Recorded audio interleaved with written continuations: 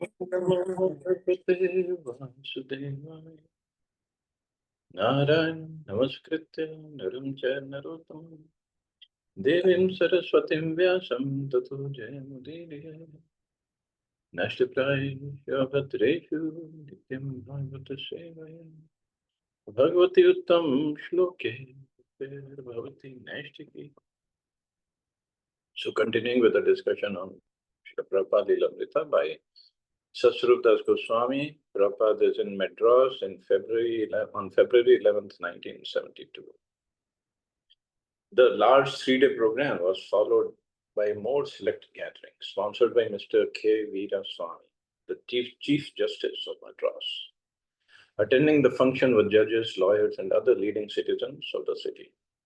Several thousand people gathered beneath the open pavilion as Prabhupada spoke about Rupa Goswami and Sanatana Goswami of Vrindavan, who had given up their important government positions to join the movement of Chaitanya Mahaprabhu. Indirectly, Prabhupada was requesting all the attending leaders of Madras to join the Krishna consciousness movement. Prabhupada was aware that his audience, although respectful, was steeped in impersonalism, deep-seated conviction that impersonal Brahman was supreme and that all Hindu gods were equal manifestations of the one. Equal manifestations of one means of impersonal Brahm Jyoti. So somehow in South India, although Vaishnavism is also there, all major Acharya, Ramanujacharya, they all came from South India, but so did Shankaracharya. And his philosophy of impersonalism is very, very prevalent over there. And Prabhupada ended his talk by imploring his audience to accept Krishna as the Supreme Personality of Godhead. Just repeat, he said, Krishna is the Supreme Personality of Godhead. His appeal was so urgent and humble that some members of the audience actually repeated aloud, Krishna is the Supreme Personality of Godhead. The Hindu's editor and publisher, Mr. Kasturi, was in attendance, and he printed a detailed summary of Prabhupada's speech in the next day's paper. In addition to the usual news coverage, Srila Prabhupada held a press conference at a Madras hotel. Already happy with the press coverage, he appealed further to the roomful of reporters. Giraj. Prabhupada wasn't speaking to them as if they were newspaper reporters. Usually a newspaper reporter has a stereotyped idea of who he is, and you giving an interview. So you have stereotyped idea of who you are, and you answer his questions thinking of how it will be published. But I could see that Prabhupada was speaking to these reporters as spirit souls, as individual persons who are meant to be devotees of Krishna. Even though they were addressing him as newspaper reporters, he was answering them in a completely different way. He was encouraging them and saying, this reporting that you've done is very nice. Krishna will bless you. Please help spread this movement. They were asking questions, thinking of his answers in terms of something to publish in the newspapers. But Prabhupada took it that they were spirit souls reaching out towards Krishna consciousness, and he answered in that way. So definitely that must have baffled them. What are we supposed to publish then? Within a few days of Prabhupada's arrival, the whole city was feeling the presence of the Hare Krishna movement. Prabhupada scarcely slept, usually the early morning hours for translating, even after his late night speaking engagements. He would go from place to place all day with great vitality, outgoing his young followers. Prabhupada's host, Mr. Balu, although a prominent businessman, was also well known as a religious man. He received Prabhupada warmly and respectfully, according to proper Vedic etiquette. Prabhupada noted that Mr. Balu had his own temple with beautiful Radha Krishna deities and a large tulsi plant. When the devotees accompanying Srila Prabhupada asked Mr. Balu why the deities were often dressed in black, he replied that they were so effulgent, if he didn't dress them in black, he wouldn't be able to look at them. He did not make prostrated obeisances to his deity because he and his wife were Krishna's father and mother, he said. And how can the father pay obeisances to his son? So that was his mood. Krishna is my son.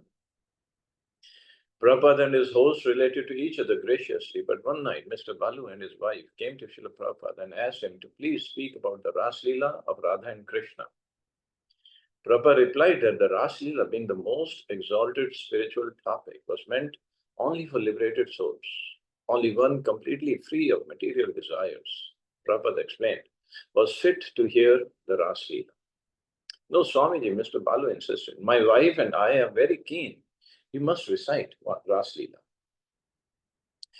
Again, Prabhupada described the exalted position of the Rasa Leela, repeating that only when one is completely free of all material attachments to wife, family, home, and money could he become fit to hear of Krishna's Rasa dance.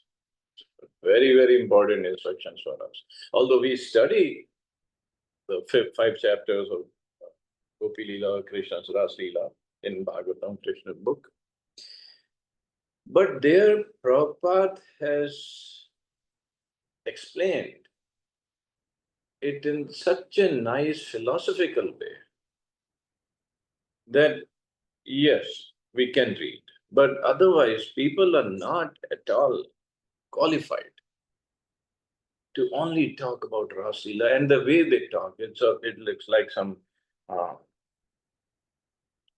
boys and girls are dancing and playing around, and this is not what it is. So reading in Krishna book, those 5 chapters, nothing wrong with that. Because Prabhupada has explained so much of philosophy along with that. And also, we should not be jumping to those chapters. Start from chapter 1. And when we understand who Krishna is, what his position and what's the position of gopis, and especially Srimati Radharani, then when we read those chapters, we'll have the right perspective. But Mr. Balu here, of course, he doesn't have that. He has the deities of Radha and Krishna and he's serving them very nicely, but still, that doesn't make one qualified. So completely free of all material attachments. Can we believe that? And when people talk about Rasa Leela is dance between Krishna dancing with the young girls, and the person who's reading has to be completely free, what to speak of the participants of those Rasa Leela. How much above all these material attachments, designations they must be. Completely, that's a total spiritual pastime. Of course, all pastimes of Krishna are totally spiritual, but this is a topmost pastime, Rasa Leela. How spiritual, transcendent this must be.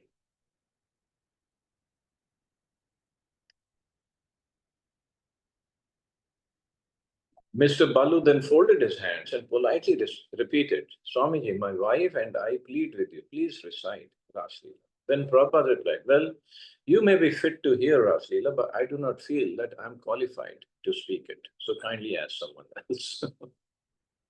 So the ultimate answer, Prabhupada, I'm not qualified. Of course, Prabhupada is very much qualified, but Mr. Balu is not. Prabhupada met privately with various important citizens of Madras. If the leaders of society became Krishna conscious, he would explain, then they, by their example, would create Krishna consciousness in the general populace. Never compromising, never flattering his important visitors, he tried to impart Krishna consciousness to whomever he met. He met with the governor of Madras, K.K. Shah, a staunch Mayavadi and follower of Shankaracharya. Patiently, Prabhupada tried to teach him Krishna consciousness, but the governor would interrupt with his own philosophy. When Prabhupada asked him to somehow help the Krishna consciousness movement, the man replied that as a governor, there was nothing he could do, since everything was in the hands of the chief minister.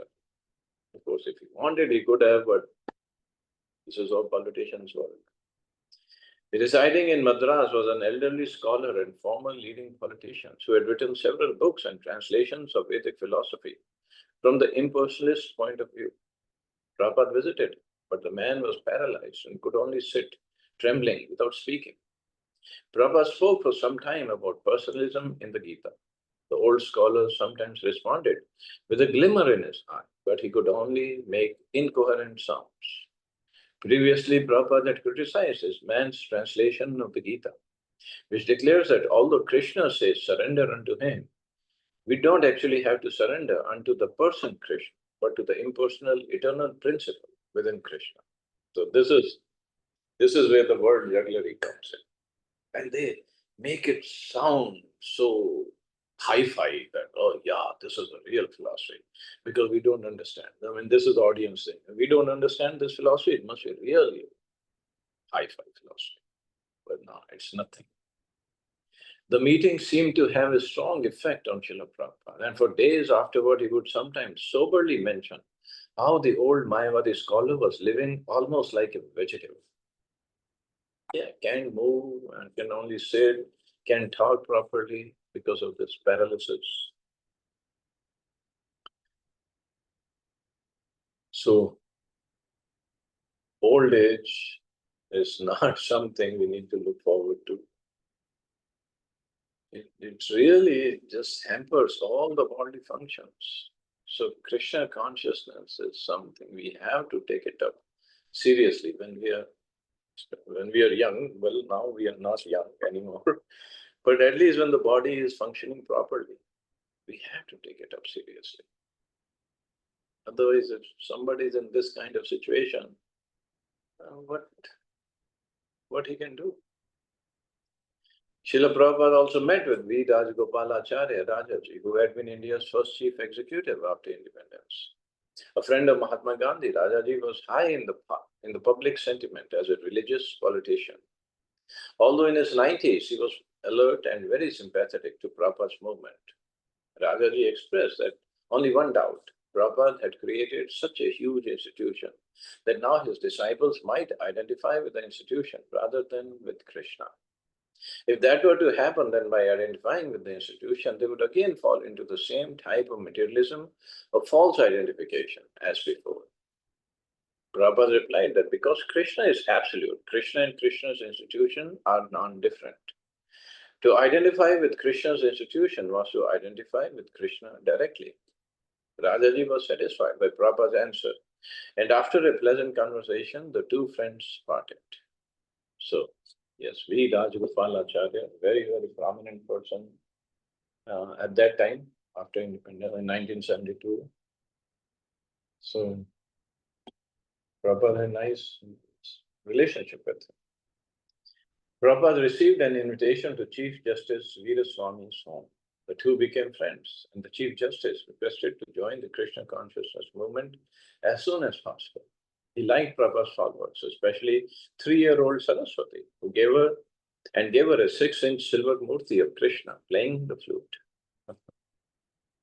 Another evening, Mr. Veeraswamy came to see Prabhupada, and Prabhupada mentioned that he thought Saraswati too young to have such a valuable silver murti, and that he had taken it from her and he was going to give her another one. But while they were talking, Saraswati burst into the room and ran to her mother, crying, "Krishna is gone." Srila Prabhupada then called her forward and asked, "Saraswati, where is Krishna?" In anxiety, Saraswati replied, "I don't know, someone took him." Prabhupada replied, "But where is Krishna?" Saraswati replied, "I don't know." "Is he under the cushion?" Prabhupada suggested, and Saraswati ran over to the cushion Prabhupada pointed to. She picked it up, but Krishna was not there. "Is he on the shelf?" Prabhupada asked. Saraswati ran to the shelf. Her eyes darted in all directions. "Where is Krishna?" Saraswati began appealing to the faces of the devotees, glancing at their hands, looking behind the backs, searching everywhere. Prabhupada, intently watching Saraswati, began reciting a verse about the 6 Goswamis. He Radhe Vraj Devi Ke Chalalite, He Nanda Suno Puta. This is the mood of the Goswamis, he said. They never said, "Now I have seen God, now I am satisfied." No, rather they were saying, "Where is Radha? Where is Krishna? Where are you all now? Are you on Govardhan, or are you under the trees on the bank of the Yamuna? Where are you?"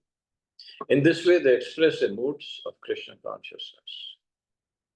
Saraswati's anxiety had become heightened to the point of tears. One of the devotees then hinted, "Saraswati, where is Krishna? Who has Krishna?" Saraswati's eyes widened. She exclaimed, "Prabhupada has Krishna," and she rushed up to Prabhupada, convinced that he was holding Krishna. And Prabhupada reached behind his seat and pulled out a small Krishna murti similar to the silver Krishna he had taken from her.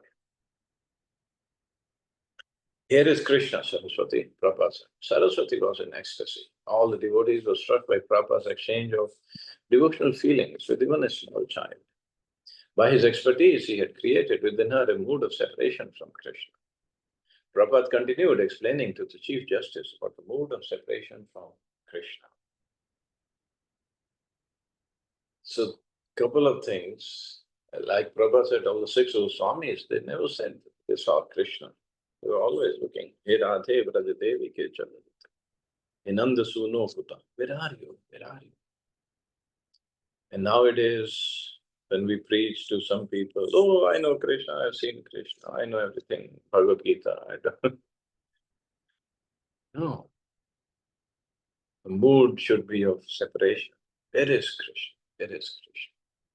And then separation and then service.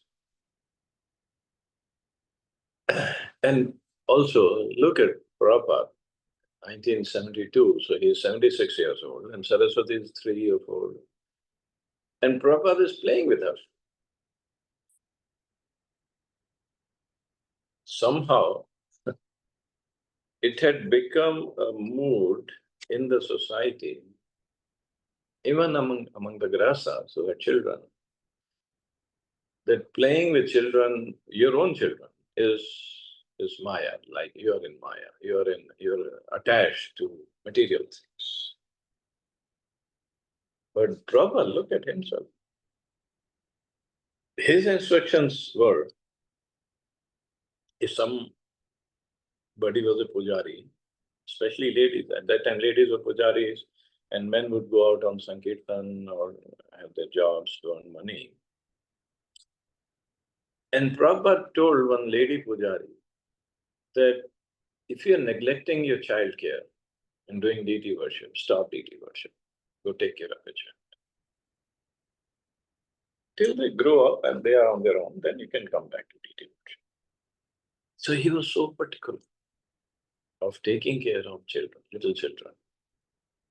Not to neglect them, not to just give them to some nanny or somebody. Take care of the children. So something devotees later on regretted for neglecting the children. Somehow it has become a fashion, actually. For centuries, certain religious and social controversies have divided Madras, and Prabhupada often addressed these issues. One conflict was between the Brahmins and the non-Brahmins, because those born in Brahmin families had traditionally monopolized the important governmental, social, and religious posts, and non-Brahmins had developed a powerful political opposition, passing laws banning such things as religious parties. In their mundane political conception of the sacred Ramayana, they had even committed offenses to the deities of Lord Ram. In talking with his disciples, Srila Prabhupada said, the Chief Justice is Brahman. I don't think so. He may be a Kshatriya, but you can tell him that we can solve the whole problem between the Brahmins and the non-Brahmins. We'll give facility that anyone can become a Brahman. He simply has to follow our principles and we'll make him a Brahman. Prabhupada said, the Shastras states that in Kali Yuga, the demons will take birth as Brahmins. Thus, this deep controversy. Demons will take birth as Brahmins in Kali Yuga. The so-called Brahmins, the leaders, were not satisfying the people. Prabhupada said that anyone who followed the four regulative principles, chanted Hare Krishna, and took Vaishnava initiation could become a Brahman. And that would solve the whole problem. Means anybody can become a Brahman. And Prabhupada gave not just initiation, sacred thread and sannyas to even Americans and Europeans who don't come under any varnashram system. But now they were Vaishnavas. Anybody can become a Vaishnava. And Vaishnava means above a Brahman. So he has to do all the works of a Brahman and more than that. So this controversy is actually unnecessary. One who is qualified, he will become. He will take up the process, follow the principles, chant Hare Krishna, and then he can further be qualified. They should begin, Prabhupada said, by making Chief Justice Veeraswamy a Brahman. Mr. Veeraswamy admitted that he was already eager to take initiation from Srila Prabhupada. His only difficulty was giving up tea drinking. When Prabhupada heard this, he said that even if the justice did drink a little tea, he would accept him as an exceptional case. Some of Madras caste-conscious Brahmins criticized Prabhupada, creating Brahmins from low-born Westerners. During a gathering at the home of a Madrasi Brahmin, one of the guests commented to Prabhupada, Swamiji, your disciples don't pronounce the Sanskrit very nicely. Even the Hare Krishna mantra, they sometimes do not say correctly. Yes, Prabhupada replied. That is why we have come here, to get your association so you can teach us. So, regarding this, there was one incident with Tamal Krishna Maharaj. So, Tamal Krishna Maharaj was in Bombay and he was sick. And he had to go to get surgery done. I don't know for what. Prabhupada was in Bombay also. And Tamal Krishna Maharaj didn't tell Prabhupada that he was going to get the surgery done. So, Prabhupada rushed to the hospital. And by that time, surgery was done and Tamal Krishna Maharaj was in ICU. And Prabhupada went to see him. And Prabhupada told him, I could have cured you without even surgery. So Tamal Krishna Maharaj, okay, well, now I've already got this done. But Tamal Krishna Maharaj told Prabhupada that when they were giving me anesthesia, I had a dream. And in that dream, you were giving report to your predecessor acharyas. Bhakti Siddhanta Maharaj was there, Bhaktivinoda Thakur, Gaurkishore Das Babaji Maharaj, Jagannath Das Babaji Maharaj. They were all sitting and you were giving them report and we were behind you, standing behind. And you were telling them that these disciples of mine, Americans, and they don't know anything. They don't know etiquettes. They cannot pronounce Sanskrit properly. They cannot pronounce the mantras properly. They don't have any inclination for reading the scriptures properly. Not all of them. Some of them are very big scholars, but this is how Prabhupada was reporting. But they have one good quality, Prabhupada told acharyas, that whatever I tell them, they do it. They do it very enthusiastically. And for this very reason, I'll take them back to Prabhupada, back to the spiritual one. And Tamal Krishna Maharaj is saying that we were looking at, and all the acharyas were nodding, yes, that is true. And Prabhupada listened to this, and he also nodded, yes, this is true. So, here when they say your disciples don't pronounce the Sanskrit very nicely, it is true. But the movement is not about learning Sanskrit. Of course, there are many scholar disciples. There is one, his name was right there on my tongue, it just slipped. He is American, lives in Gujarat, Baroda, and he speaks fluent Sanskrit. Fluent scholar. Vasu Ghosh Prabhu. Yeah. He has learned Sanskrit. Bhanu Maharaj learned Sanskrit. So many others. Then they learned Hindi, and once, like Jayapatak Maharaj, speaks fluent Bengali fluently. Because he preaches in now the Mayapur area. Once I was in Dallas temple, in the corridor, doing some service. Then I heard somebody speaking very loudly Chinese. Like, why they are so loud, Chinese people, Chinese devotees? Of course, can't understand Chinese, I don't know Mandarin. But then I saw the person who was speaking, he turned the corner and came into the corridor, and it was Umapati Maharaj, America. But because he was preaching in China, he had learned Chinese, fluently speaking Chinese. So for preaching, devotees have done plenty. Okay, even if they don't know Sanskrit properly, cannot speak or cannot pronounce the mantras properly, it doesn't matter. And moreover, whenever we are chanting, the chanting is a person crying crying to Radha and Krishna to please engage me in your service. Just like if a child, little baby, is crying and in his broken voice he asks or tells mother something, mother understands what exactly he's trying to say. Others might not understand, but mothers do understand. So similarly, when we are crying, when we are praying to the Lord, whether we speak proper Sanskrit or our pronunciation or is proper or not, Krishna understands. Krishna knows what he's asking. So all it is that we have to speak from our heart, from the core of our heart. This chanting should come out and then we should pray to Radha and Krishna. That's all matters. Srila Prabhupada encountered another long-standing South Indian feud between the Shaivites, followers of Lord Shiva, and Vaishnavas, followers of Lord Vishnu. The Shaivites generally espoused an impersonalist philosophy, declaring God to be the impersonal. One impersonal one appearing in many forms, such as Shiva and Krishna. But since all the forms are one ultimately, fighting as to which God was best was petty and childish.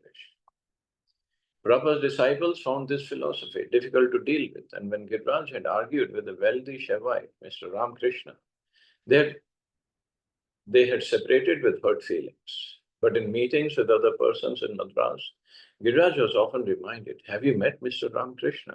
He's a very good man and a leader in religious functions. Giriraj became embarrassed and decided to make another attempt to win Mr. Ramakrishna's friendship. They talked again but remained unsatisfied. Giriraj then informed Prabhupada and asked if he would meet Mr. Ramakrishna himself. Prabhupada agreed. When they met, Mr. Ramakrishna began by saying, Swamiji, we have been having some discussion about devotion to Lord Krishna and devotion to Lord Shiva. What do you say? Who's greater, Krishna or Shiva? Prabhupada replied that actually the word bhakti or devotion could not properly be applied to the worship of Lord Shiva. Bhakti, he said, meant service without any material desires, whereas puja included service with the desire for some return. Bhakti, therefore, could only be applied to Krishna. But isn't it possible, asked Mr. Ramakrishna, for someone to be a bhakta of Lord Shiva and to worship Lord Shiva simply out of devotion without any desire for material benefit? It may be possible, Prabhupada replied, but generally not. Just like when a person enters a liquor shop, generally it is taken that he is going for drinking, although there may be some exceptions. Prabhupada gave the example of gopis' worship of goddess Katyayani. Their worship had not been for material benefit, but for devotion to Krishna. Similarly, if one worshipped Lord Shiva with the aim of serving Lord Krishna, that would be bhakti. If one worshipped Lord Shiva with the aim of serving Lord Krishna, that would be bhakti. But yes, as we know, generally people don't approach Lord Shiva with that aim. But people generally approach Shiva for material benefits. Although Mr. Ramakrishna was usually prone to argue these points, Prabhupada's answer satisfied him. Srila Prabhupada's most acute controversy in Madras was not with Smartha Brahmins, Mayavadis or Shaivites, but with some of his own god brothers. Although some of them acknowledge Srila Prabhupada's incomparable preaching in the West on behalf of their spiritual master, Srila Bhaktisiddhanta Saraswati, others were envious. One envious god brother wrote to Srila Prabhupada in Madras. Reverend Swamiji, I listened to a discourse on Bhakti at Rajeshwari Kalyan Mandapam on the 12th instant. I am filled with doubts on the following. Your disciples dance with the Hare Krishna mantra. One, are they really gods intoxicated as Lord Chaitanya? Second, have you, Swamiji, really got free of your ego? If so, why you said, I challenge? And why are words like I and my always on your lips? Three, why do you use a cushion? Unlike a real yogi, did Lord Chaitanya use cushions? Four, why did you wear ring and wrist gold watch? Are you not free from material attachment? Five, did you visit Lord Chaitanya Krishna temple at Gaudiya Math? If not, why not? The purest Vaishnava cult is indwelling there, with pious Swamijis, with Lord Krishna dwelling therein. Melodious sound from your throat is absent, but a jarsing undivine comes out. Is there any divinity in your person? I doubt. One disgusted on hearing your speech. Although Srila Prabhupada was surprised and hurt by the extreme virulence of such a letter, he was accustomed to his godbrother's slights and insults. He forbade his disciples, however, to get involved in fights with his godbrothers. Rather, they should simply avoid them. He said that persons who criticized the spreading of Krishna consciousness movement were useless, and that he would push on. The dogs may bark, but the caravan will pass. That's all his instructions to his disciples. In contrast to the venomous letter came a letter from Tridandi Swami P.V. Puri Maharaj, another of Srila Prabhupada's godbrothers. Puri Maharaj, as Prabhupada called him, had a small ashram in Visakhapatnam on the Bay of Bengal between Madras and Calcutta. Hearing that Prabhupada was going next to Calcutta, Puri Maharaj invited him to visit. With innumerable satsanga dandavats at thy lotus feet, I beg to acknowledge the kind letter. The citizens of Visakhapatnam are very anxious to have the darshan of your holiness. We are exceedingly glad and eager to hear Sankirtan and the divine message from your holy lips. I hope the Sankirtan movement in Madras is attracting thousands of citizens. Again, with Danvats to all the Vaishnavas, I remain Dasanu P.V. Puri. So this is the right way of approaching a Vaishnava, especially a Vaishnava Guru like Prabhupada. But anyway, when we preach, we face all kinds of people. Can't avoid that. Okay, I guess we can stop here. See anybody have any questions or comments?